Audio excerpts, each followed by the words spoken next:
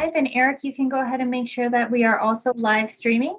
Just a note, you can ask questions during the today's event by clicking on the question marks at the top of your screen and typing in there, and we will get to those questions at the end of the meeting. Thank you. With that, Commissioner, over to you. Great, thanks, Jen. Hey, everybody, Steve Grove here, Commissioner of Deed. Thrilled to have you with us for this session on our Main Street Economic Revitalization Program. I'm joined today by my colleagues at Deed, Kevin McKinnon, our Deputy Commissioner for Economic Development, Brandon Toner, our Program Director for this program, and many more. Maureen Ramirez, who leads Economic Opportunity Outreach for Deed, and then you just heard the voice of Jen Gates, our Communications Director. We are thrilled to be talking about this new program. It is entirely new. It has never existed at Deed before, and it's a really unique opportunity, we think, coming out of this pandemic to help Minnesota's economy recover. We're going to walk through a lot of the details of the program as they exist in statute in today's webinar. This is being live streamed, so we'll circulate it after as well. There'll be additional conversations in the future, and the program is launching on August 3rd, which is why we're moving really quickly here to make sure we get as much information out to partners and others as possible. We're going to tee up some feedback questions we have for all of you at the end of this conversation, because one of the purposes of meeting together today is to get your feedback on this program so that we can create the best RFP possible when we launch. And of course, we can take your questions as well. So I think with that, we'll start, and I'll just give a little context on why this program exists in the first place. Obviously, we just came out of a lengthy legislative session, lots of bills related to economic recovery coming out of COVID-19, and a lot of discussions about how best to use the money in the jobs bill for growth. And in those conversations, we had a lot of talk about what had just happened over the last 18 months in our economy. One of the most tumultuous last 18 months we have seen in Minnesota in modern history. We know that consumer confidence and momentum are really critical to that recovery. And it's these corridors, these main streets, these collections of businesses, bottled together that provide a lot of that momentum and business growth and economic impact across Minnesota. In those conversations, of course, we talked about the corridors in Minneapolis and St. Paul that were affected by the civil unrest and widespread arson following George Floyd's murder. We talked about main streets all over the state that have suffered due to the effects of the pandemic. And so this program came out of that conversation of saying, since about March of last year, we've seen a tremendous series of events in our state for which development needs are important. And, the governor, our team at Deed, legislators, we wanted to create a vehicle for funding development in these corridors that could really kind of jumpstart some of the growth that's needed there and accelerate the economic growth that is really vital. Because when these corridors are thriving, the rest of the state can thrive as well. And so that is really kind of the thesis behind this Main Street Revitalization Program. In a nutshell, this program provides funds to partner organizations, many of which we hope are on this live stream today, to establish programs in their own communities that will support economic development and redevelopment to deliver the most possible economic impact in communities that have the greatest needs coming out of the events since March of 2020. And so, again, Deed is issuing money to these partners. Partners will then issue dollars to clients based on their program proposals. You can get 30% matching grants of up to $750,000 per project from the state. There's a loan guarantee option as well of up to $2 million of loans available per project that will be 80% guaranteed. How different projects use a mix or one or the other of those two vehicles is up to those projects, but you do have those two levers available. We'll get into that in more detail here. A total of $80 million is available in this program. It does have 3 different rounds, the first of which, as I said, is starting on August 3rd. The most we can spend in that first round is $40 million. We'll make that determination kind of based on the pipeline and what kind of projects have come in. And as I mentioned, August 3rd is the opening of that first round. The due date will be August 31st. All of that is in statute, so we're following that component as well. So lots more details here to discuss. And again, we have not issued the RFP yet, so part of this is just sharing with you what we know to date, and we're really eager to get your feedback on this so we can write the best RFP possible. And to get that conversation started, I'll turn over to Kevin McKinnon, our Deputy Commissioner for Economic Development. Kevin. Yeah, thanks, Commissioner. The Main Street Revitalization Program really, and just to clarify on that last slide, These are for programs for our partner organizations to run. These will not be programs by which businesses will apply to us or necessarily specific projects will come to us. We are giving the ability of the partner organizations to fund these projects. So as you just heard, there are a couple of different programs that folks can run. The eligibility for the partner organizations is very specific in law. It calls out foundations, it calls out community development financial institutions, and it calls out community development organizations and corporations. These are the folks who will apply to us and will be working with their communities and on the projects. The eligible recipients of the grants and loans include businesses, developers, nonprofit organizations, but it does not include the partner organizations itself or a local government unit. The partner organizations will receive 4% for administrative purposes. That is also in statute. So basically, if you have a $1 million program, you would get $40,000 for administrative purposes for you to run the programs. Next slide, please. So the program structure, essentially the partner organizations will apply, as I mentioned, directly to DEED for these funds. The applications will then be evaluated by numerous people here within DEED and possibly with our community partners, community grant reviewers, and will be awarded based on the greatest need and economic impacts that we see in the applications. The partner organizations will then establish programs that will target a specific geographic area with both the state funds and matching funds that the organizations are required to raise for the very same purpose that the state funds will be injected into. Eligible recipients will then receive the financing via grants or loans to complete their projects. And just to reiterate, recipients do not apply directly to DEED. And so essentially we're trying to leverage other money that has been raised either in the community, in the region, for these specific projects in order to enable them to get the financing that they need to be developed. Next slide, please. I'm going to turn this to Brandon Toner, who is our project director, and we'll be back in a second to talk a little bit more about next steps. Brandon. Thanks, and thanks for everybody joining. I'm going to cover some mechanics of the program and the proposal itself. So these grants and loans are limited to essentially capital costs related to developing or redeveloping a property. So that's repair, construction, landscaping, demolition, and even design, pre-design, and some other costs. What this does not include is purchasing real estate, business operations, or business operating expenses such as inventory, wages, or working capital. So this is really about taking existing property or facility and redeveloping it for a new or expanded use. Next slide, please. So the terms of leverage grants. So a leverage grant can cover no more than 30% of an eligible project's cost and can be up to $750,000. And then that has to be matched with non-state funds at 200% of the state's portion. So essentially double of $750,000. Now, obviously, some projects might be more than $2 million or $3 million or $4 million, but to be eligible to receive that $750,000 grant, you'll have to hit those matching requirements. Matching funds may include, but is not limited to, partner organization funds or even assurance proceeds from an eligible recipient that incurred a loss due to property damage for whatever reason. But those matching funds cannot include state or federal funds. And a quick note on that is when we talk about that, what if a project is, in excess of even these minimum management requirements? There may be an opportunity to use other state or federal funds for that, but you have to hit those minimum thresholds first.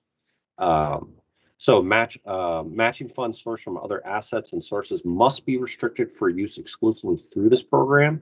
So there is a requirement on existing assets are restricted.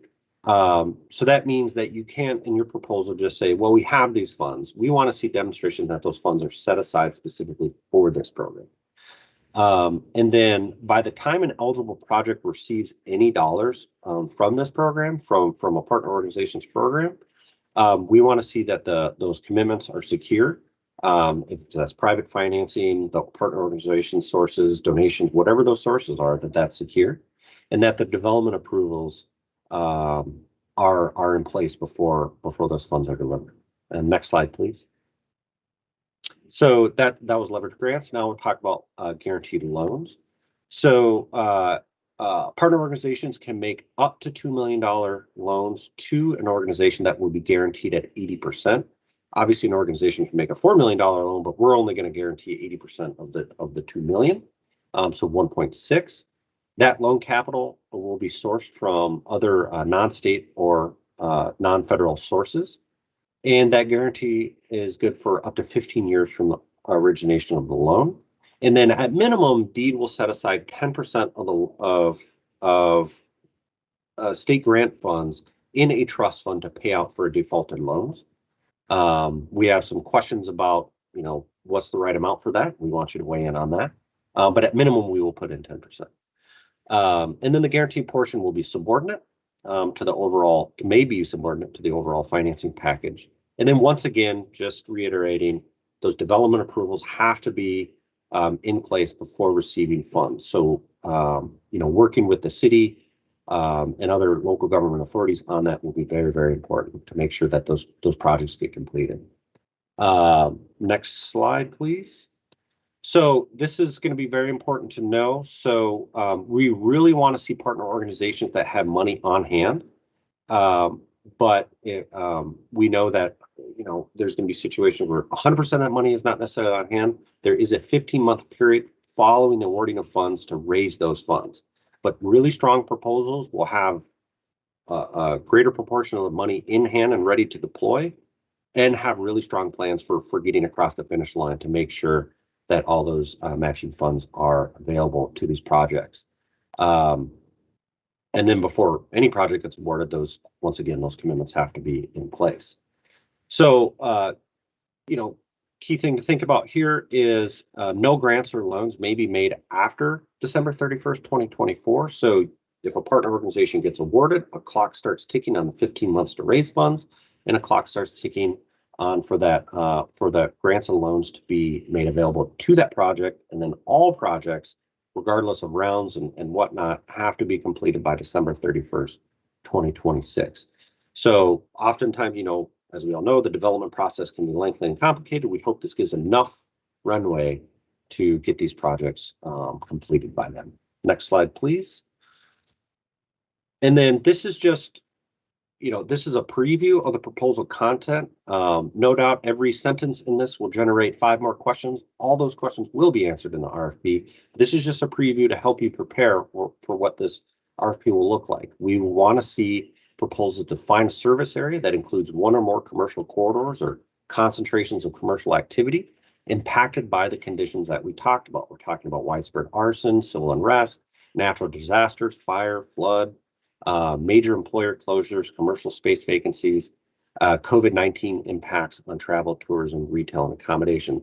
That is an included but not limited to. So if there are other conditions that have arisen in your community, speak up, let us know. This is an opportunity to make sure that we're thinking about what those conditions might be.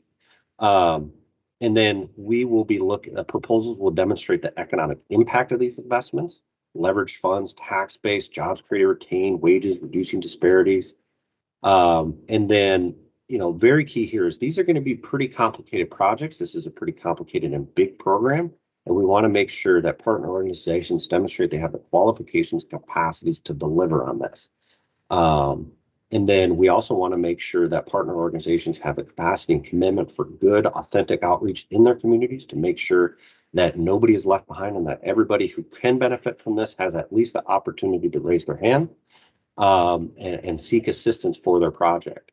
And then in an award process that is fair and transparent and is clear to everybody how those decisions were made. Because no doubt, not everybody's going to be able to get funded, but we should at least be able to make sure that those people understand why they were not able to get funded. And then next slide, I think there's one more piece here for me. Just some mechanical details on submitting proposal. We will release this on August 3rd by 3 p.m., perhaps earlier, but at least by 3 p.m. They're due August 31st by 4 p.m. This is a very quick turnaround time. So that's why we want to arm you with good information now so that you can prepare for that RFP, get that RFP in. We will ask you to send those in a PDF format to that email address. And then we will quickly, once the RFP is out and everybody's had a chance to read it, we will go through it and we will go line by line on that RFP and make sure everybody's questions are answered. And if we need to do multiple RFP sessions, we will. And then once again, if you have questions now and throughout this entire process, please send those questions to the email address listed. And then we will get to those questions as quickly as we can and update the FAQ. Our priority is to update the FAQ first so that we can make sure that everybody gets good information as quickly as possible. And then we will try to respond to individual questions as quickly as possible. But our priority is standing up this program and getting good information on the website first to arm you all with what you need to do well here. And then awards we anticipate being awarded, announced fall 2021, about fall 2021. And yeah, that's all I have for now. So I'm going to hand it back to Kevin to frame up some discussion topics for us. Yeah, thanks, Brandon. A lot of these dates and a lot of the things that you just heard are obviously coming directly from the law, and that's as much as we can share right now. We're trying to do that. Obviously, we are in the midst of trying to prepare for the launch of this, and as Brandon mentioned, certainly. Information from the RFP, contact information, all of that will of course be in the RFP. So some of the questions might be around what can partners do now to prepare. Number one is raise and secure the funding, the matching funds that are required. Many communities across the state are raising money for various projects in their communities or in their regions, and so thinking about that and having projects that are meeting the greatest economic need with impact are going to be important. Engaging with local jurisdictions about the needs and development requirements and their timelines. This is an important component.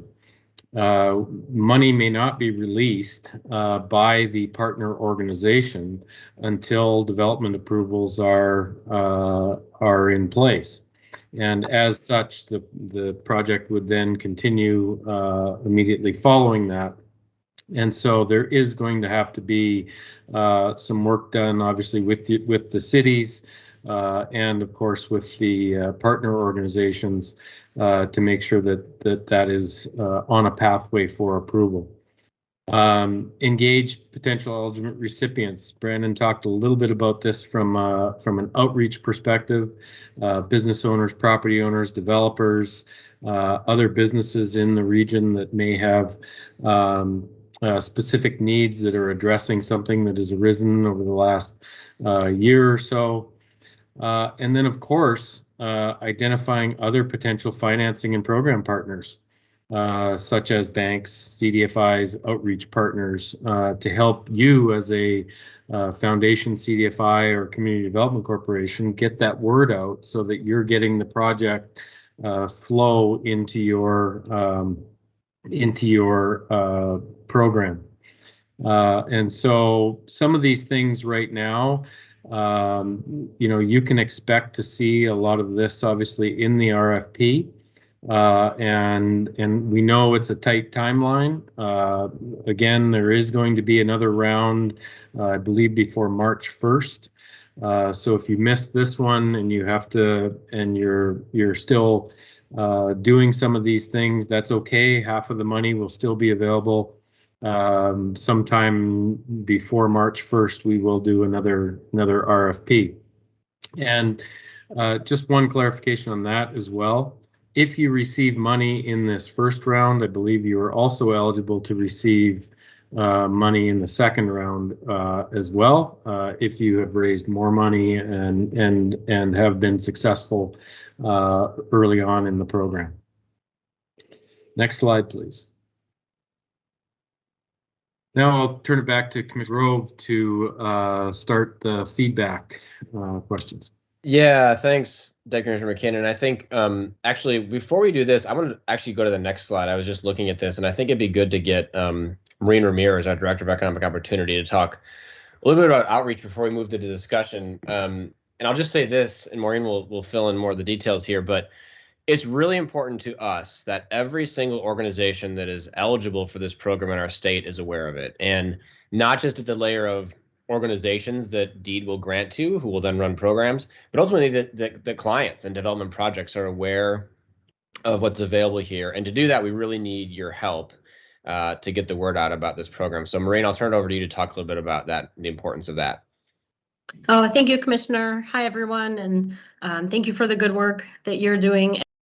As you've heard from Brandon, Kevin, and the Commissioner, we're going to get the word out about this program. We're also getting the word out about our other programs. So to the point that not everyone might be a fit for this, there was plenty else passed in the legislature. And so you're going to see us doing some outreach engagement. As Brandon said, there's one webinar scheduled already. If we think we need to do more of those, we can add in. And if you're really interested and you've got a audience for a presentation, I would be happy to field those questions from you, and we can make that work.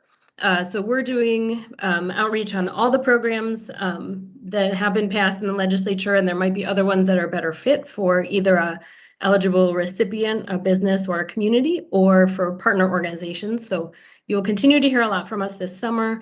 And as we've said, we just want you to know we're reaching out now, and we're going to focus on partner organizations for applications in this first round. But we will also be messaging to the eligible recipients, because we know businesses and cities, they know that DEED got some funding, they want to know what's happening, and we can field some of those inquiries and help people understand the big picture of what we'll be doing, what the state's role is for this kind of funding for the rest of this summer and the fall. So I will be available and supporting, and we've got a great team here, and we're happy to work with you and get this money out the door. So thank you, Commissioner.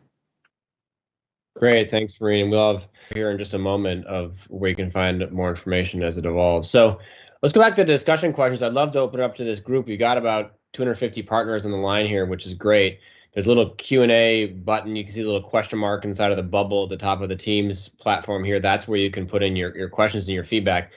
Here are the, questions that we would love to hear your thoughts on as we try to build the best RFP possible. The first one is just, what kind of projects represent the greatest needs in your community? What are you most concerned about in your communities after the last 18 months, and what are some of those projects look like? The next is, what gaps do exist in mainstream financing right now that this program might fill? Obviously, this is a new lever in the market and is meant to cover a gap that is there already in the market. What do those gaps look like? We're also curious kind of what the need or demand is for loans versus grants. And on the trust fund component, since we're backing that up with state dollars, is that amount sufficient at 10%?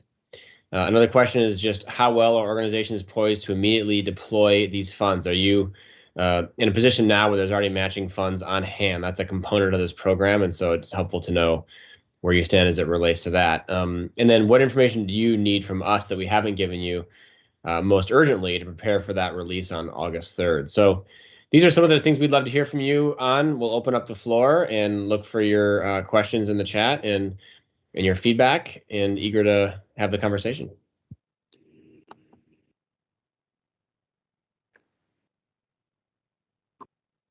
And I Great. think, Jen, do you want to kind of moderate the questions as they come through? Yeah, absolutely. Well, while people are thinking about how to give feedback on these questions, we've gotten some while the meeting's been going on, so maybe we'll start there. One of the common questions that's getting asked is Kevin, can you clarify who's a partner, who would be considered a partner organization? Yeah, partner organizations are foundations. So the McKnight Foundation, the Bremer Foundation, there's lots of foundations. Many communities have their own foundations as well. Would be eligible partners for this money. Community development financial institutions, I think we have 28 or 29 of those. Some focus on business, many focus on housing. They would be eligible applicants and partners as well. And then there's community development corporations or organizations that also exist across the state, and many of those might be more established neighborhood or very specific regional type organizations. Many of these folks are already partners of ours within various programs that we have already, but there are many that are not, that could be eligible partners.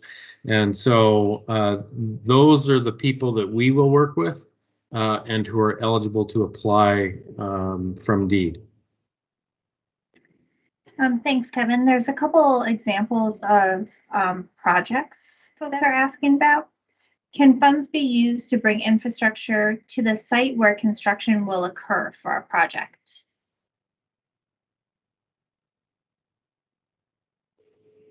So is it an infrastructure program? I think that's the question, Jen.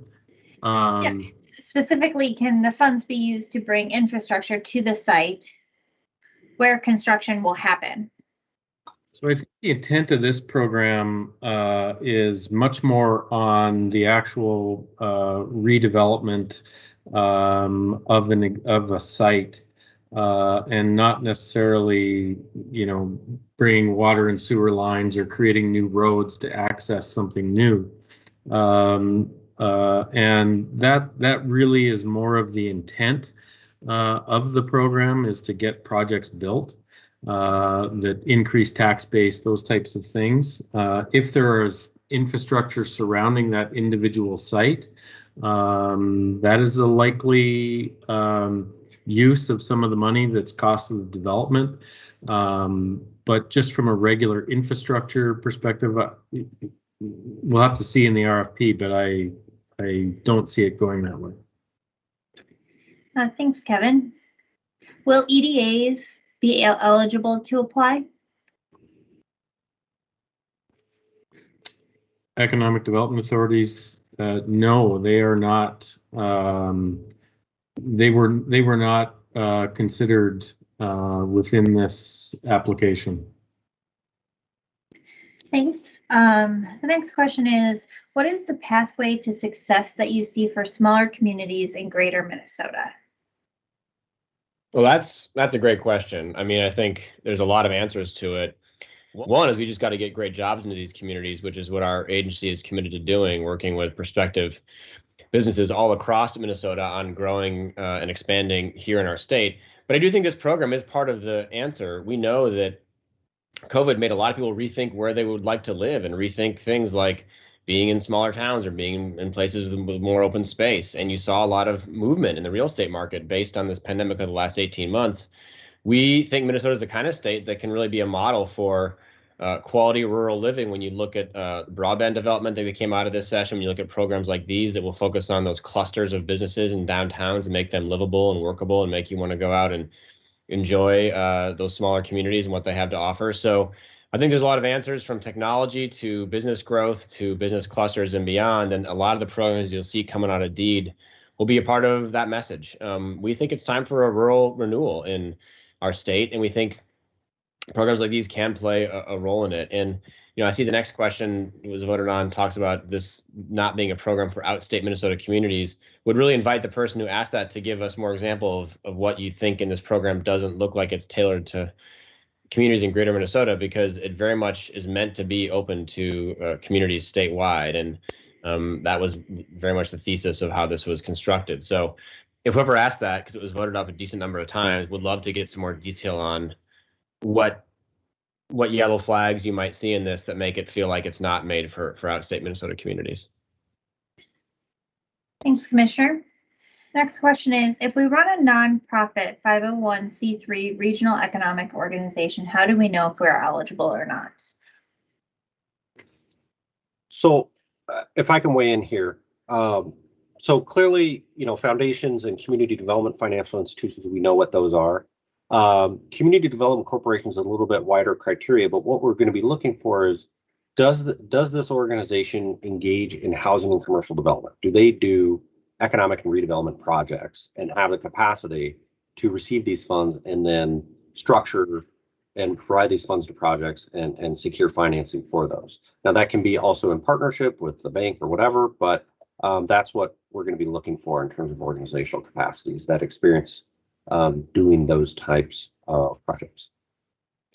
Yeah, I think also it's worth mentioning, there's a number of different types of 501Cs, and we're really looking at sort of the foundation area of this as well. So we know that there's obviously chambers and others that are out there, but this is really targeted at sort of the foundations, the folks that are raising money for those types of purposes. Yeah.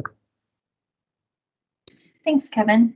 I have posted the website in the chat. I will post it again, but the next question asks if there will be a list of, oh, I'm sorry, the question went away. If there will be a list for the CDC and CDFIs.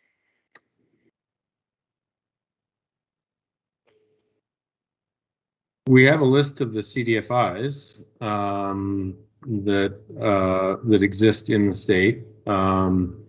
There are thousands of foundations, I believe, in the state. And as far as community development corporations, we'll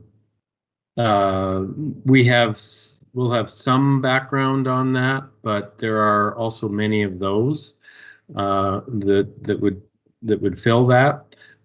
And so from a community or a regional perspective, I'm quite sure that there is some groups that are out there, particularly in greater Minnesota, that may serve a broader area than just one community, that would probably really help in evaluating the greatest economic impact and the greatest need for the region.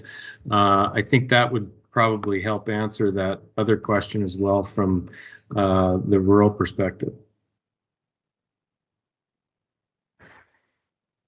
Thanks, Kevin.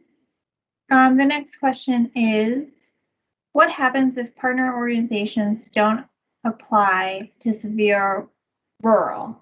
Does DEED serve rural then? Can you read that one more time, Jen? Yep, I think it's asking if the partner organizations apply, don't serve rural Minnesota, then how will DEED serve rural Minnesota in that case? Well, part of the statute for this program indicates that no more than 65% of the money can be spent in any one region of Minnesota. So we are required to ensure that businesses across the state can access these funds. And of course, we'll see which organizations apply, and that will determine the shape of the program. But there are, as we negotiated this package, there are percentage allocations in there that ensure this is a program that meets the expectations around serving the whole state. Thanks, Commissioner. Next question is, are there income requirements associated with these funds if they're used for multifamily housing redevelopment?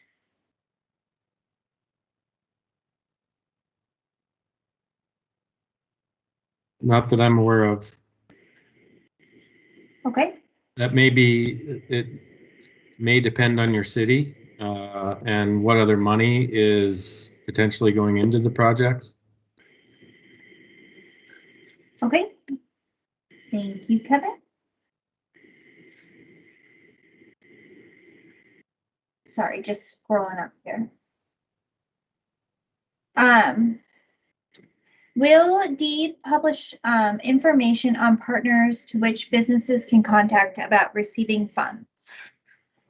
Yeah, absolutely. I think that might have been a little bit of what a previous question was getting at too. So again, this is a bit of a two-step process. This first step is Deed putting out this RFP for partners to apply for projects, right? And then once those are awarded, we will be very clear about which partners were awarded, how much they were awarded. As a part of that contract that Deed will go into with those partners, a lot of outreach will be involved in what they do next. And so both Deed and the partner will really ensure that every organization possible who would then apply to those partners for the funds will be aware of how to do so and where to go.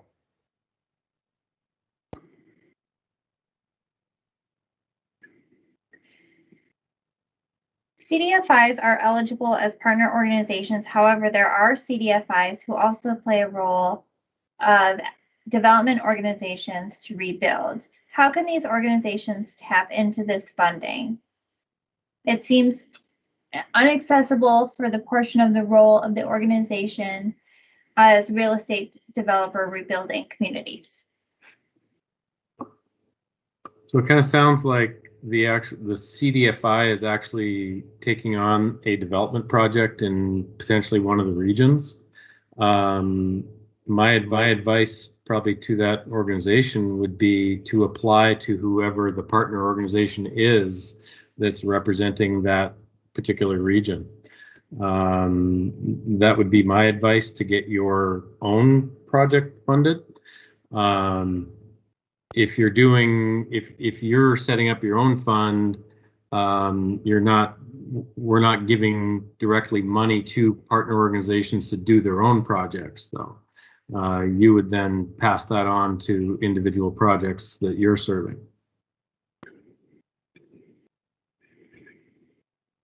Thanks, Kevin. The next question is from the Housing and Redevelopment Authority of Hibbing. Could these funds be used to revitalize housing?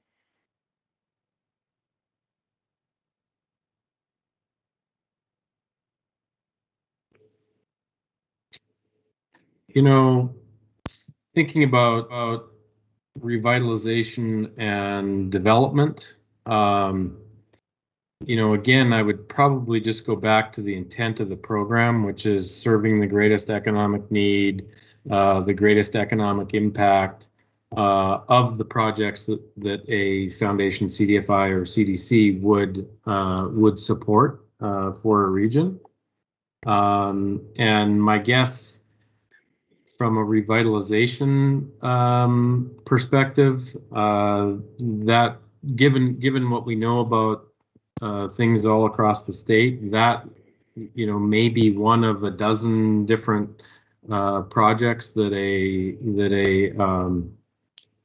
foundation or a CDFI might do in a region. But that alone might not rise to the to what you're really looking for from an economic impact. This is a competitive process, and it's going to be competitive, as you know. So thinking as strategically as regions or groups of communities can do on some of these projects will be helpful.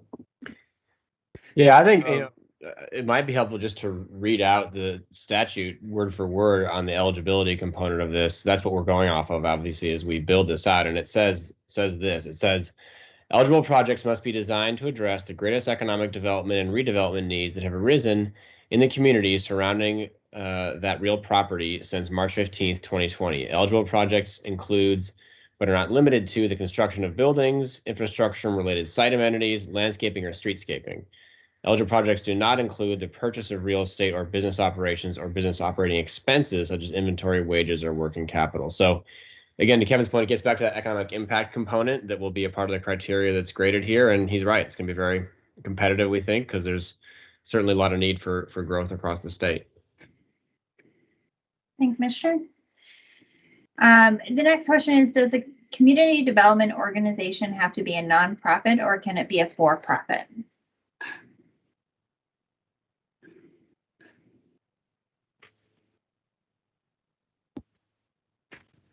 Believe generally it would be a nonprofit. Brandon, I would. Yeah, a partner organization would have to be a nonprofit organization. An eligible recipient, could be a for-profit entity that is the recipient of a grant or a loan, but the partner organization would have to be a nonprofit and non-governmental organization. Thanks. It's a private development project on a site that has previously received contamination cleanup funds or deed redevelopment grant program funds for infrastructure be eligible, or would you see that as having state funds involved? Yeah, I think that's interesting, and particularly since some of those programs, and specifically the ones that you mentioned, are in place to get sites ready for development. If there are developments that are going on there that still have that financial gap, clearly, and they are part of the greatest economic impact and needs of the community, there would be no provision on that. And I'll just obviously, but just to underline, is that those previous investments wouldn't count as match towards that, but it wouldn't exclude them from participating in this program. Thank you. Next question is, can an individual apply for these funds?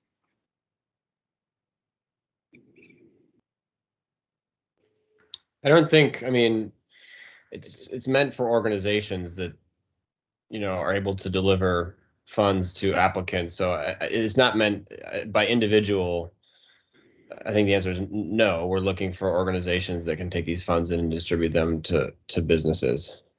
And then I guess if the business at the end client end applies and it's a sole proprietor or something, that makes sense. But again, this section of the program is about DEED getting the money out to partner organizations who then will grant it out to businesses who need it, or other organizations. Thanks. So the next question is a bit of a comment and a bit of a question. August 31st seems very soon, considering a number of businesses in Minneapolis and St. Paul that were completely destroyed may not be in place, and be prepared to put in an application. How will you prioritize these projects, especially if multiple projects come in for, say, Lake Street? Will they get all the funding? Well, this is a great question, and I'll say a couple of things, and then Brandon, I'm sure you have some thoughts here too. I don't disagree that it's a pretty tight timeline. It is in the statute, and so we're executing it as was legislated. There are 3 rounds to this program, though, and part of the thinking there is that we want to allow some projects some time to bake. DEED has discretion on how much we give per round, up to 40 million, so we can't spend more than half right away.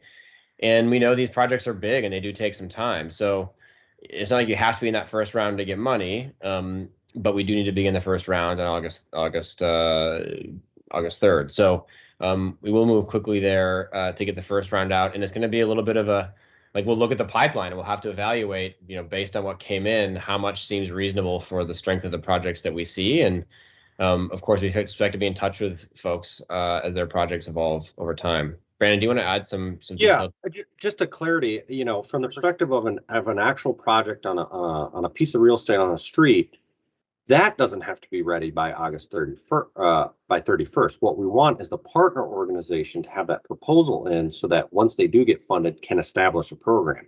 Obviously, we expect some time to actually establish a program, and then some time to actually solicit requests for assistance from businesses, and then time to actually award and implement. So from the perspective of the business, I would not be looking at the August 31st deadline. What I'd be looking at is the 15-month after a partner organization is awarded, getting your insurance proceeds, raising your funds, securing your private financing, your, CFI, whatever your financing sources, and then completing your project by, what was it, December 31st, 2024. So, or actually December 31st, 2026. So that's the timeline from the perspective of the business, much more of a runway to get that done.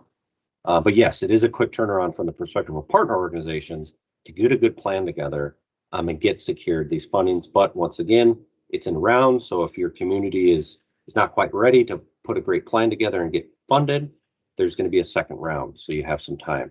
And only no more than 40 million will be awarded in that first round. Thanks, Brandon.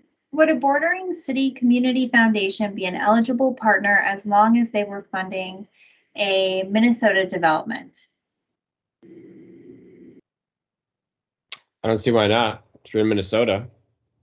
Or are you talking about the foundation that's in another state applying for okay, if that's what you're asking, no, you got to be a Minnesota-based nonprofit. But if you're in a city on our side of the border, of course, you're eligible. Thanks. Can pre-development and interim use projects be eligible uses if they're tied to long-term redevelopment?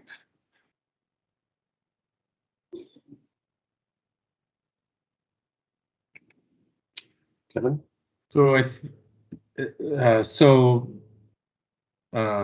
pre-design, all the planning work that goes in prior to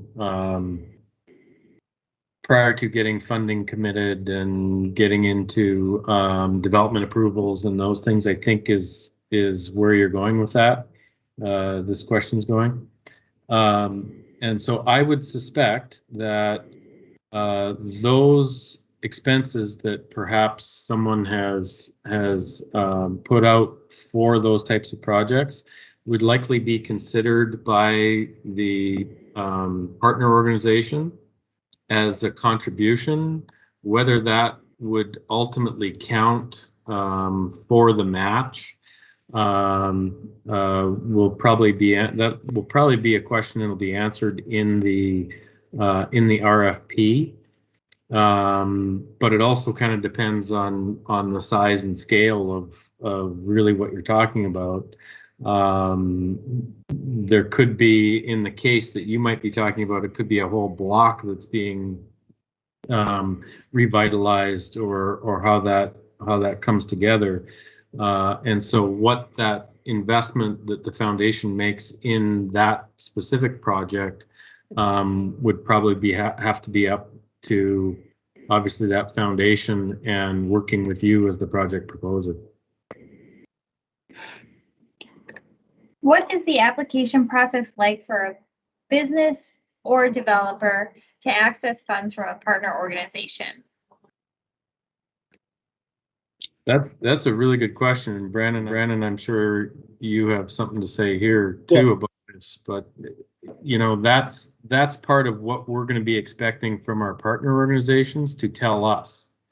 What is your process that you will engage with to receive applications, to vet applications, and put forth good projects? Brandon. Yeah, and I'll say that, obviously put parameters around, what we expect partner organizations to do in terms of application and review and all those kind of things. But really, yeah, it's incumbent on the partner organization to propose a good and fair and robust process by which they will determine, what projects are going to get funded and what projects are not going to get funded to deliver on the objectives of this program. Thank you. If a community has no foundations, is there anything that they can do?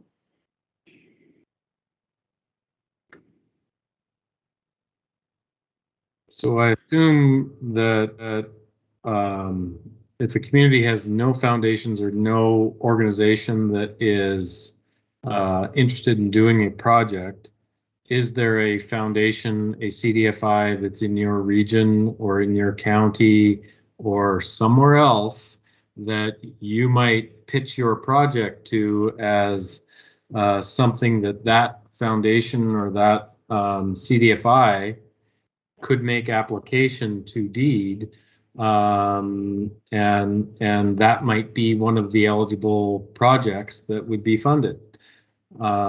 Again, you know, the economic impact, the greatest needs, serving the you know, the area, is really the intent of this as well. So I would do not hesitate to reach out to a larger organization that may be in your region that could be applying for multiple projects in multiple geographic areas.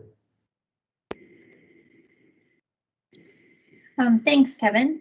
The next question is, can these funds support development projects that have already started in response to the pandemic or recent community issues? For example, if your organization has already done repairs to damaged buildings and etc.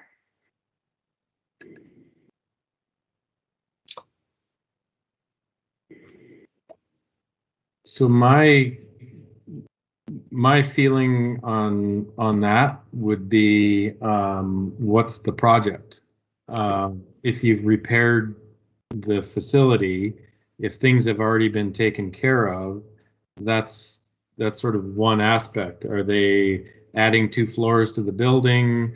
Are they, you know, or maybe it's the building next door that has to be rebuilt. That's what the foundations and the CDFIs and CDCs are going to be funding, is new development, basically. Right. Yeah, that's exactly right, Kevin. I would just add a little bit of flavor here. We want to make sure these dollars to go to programs that wouldn't happen if we didn't put the dollars in, right? And so if a project's already begun and it's going to happen, then you don't need state dollars, right? You're off to the races. So if there's a phase of the project that wouldn't happen if it weren't for state dollars, then you can make that kind of but-for argument, if you will, and that's different. But we obviously want to get the most out of this money, and the whole idea here is to fill the gaps, right? To fill the gaps that exist in the market for funding, and that's part of my feedback from all of you on where you see those gaps. It will be helpful for us as we construct this RFP.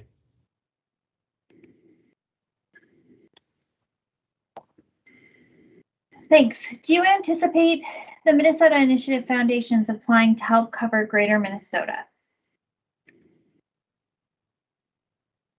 I think we would, you know, leave that up to those foundations, but certainly they have been, amongst many other partners in the state, you know, great sources of lending for a whole host of different kinds of projects. So I'm sure many of those leaders are on this call right now, and we look forward to hearing applications from a whole host of different kinds of organizations. Does the project have to stay in operation for a specific term of time?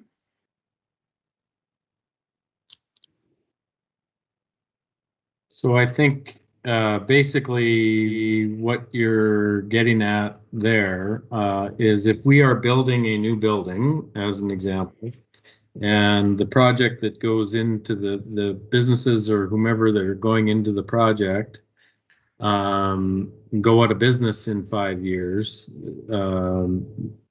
or there's that much turnover in the market, and now you're dealing with maybe a different issue here, which, you know, from a loan guarantee perspective, that's where, you know, there could be a default or something associated. And there would be ways that we would obviously remedy that and look to solve that. But from a grant perspective, listen, we want to see projects get done. We don't want to give money to projects that stall, that don't happen. We need them, and we want them to get done for the communities, for the constituents in those communities. And so that's the purpose of this. This is to get funding to places that fill that gap, that enable these projects to happen. And so that's what we'll be expecting our partners to be working on and funding, and therefore that's why it's also incumbent upon a lot of people to be working with the cities that are going to be affected by these things. So lots more to come probably on that, but that would be where I would go. Kevin, The next question might be for Brandon. Can you explain the loan guarantee a bit more? Sure. So a partner organization would be allocated, they would apply, they would request from us, we want to do X amount of dollars in loans, sourced with their dollars or partners' dollars. And then we would offer them guarantees up to 80% of that. And then would allocate pre-allocate a certain allocation of these program dollars to the trust fund that would then cover for defaults. So you'll have to work with, if your organization does lending, of course, you'll already be familiar with how to structure all these deals. If your organization wants to do these and isn't a lender, I would definitely encourage you thinking about working with a partner on that piece of it.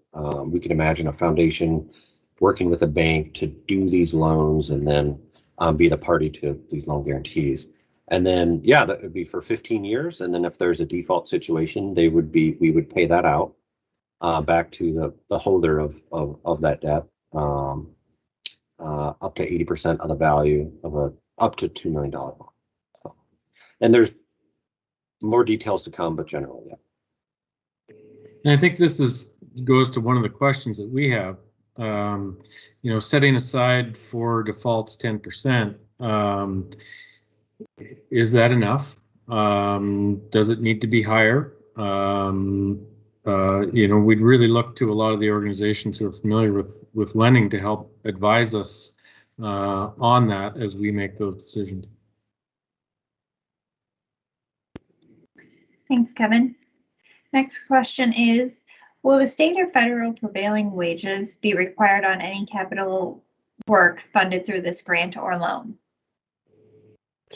Yeah, we will, DEED will follow the statutes that govern our economic development incentive dollars as exist in statute today. So there are caps in there for which if projects are over that size, prevailing wage applies, and those are the laws that DEED abides by in all of our programs. So it'd be 200,000 or more in grant funds, or 500,000 or more in loan funds. Thanks, Kevin. Are there income requirements associated with these? Oh, I'm sorry, we've already asked that question. Sorry, just scrolling through. Can funds from this source be subordinate to other debt? Yes. Hold on. Loan guarantees may be subordinate to other loans made by lenders in the overall financing package. I hope that improves the competitiveness and attractiveness of those funds. Great, thank you. And can you reiterate the geographic distribution requirement in statute? No more than 65% of total grant funds may be awarded in any area. Those areas are the 7-county metro or the rest of Minnesota that is not the 7-county metro, what we call Greater Minnesota. Thank you. And I know we're about 1 minute from time, but we'll try and squeeze in one last question before we wrap up. Are there any APR or interest rates for these loans? Well, the loan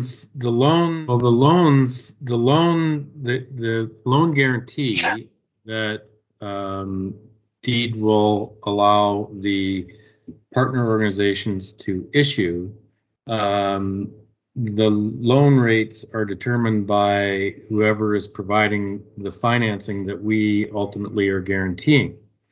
And so it could be a bank that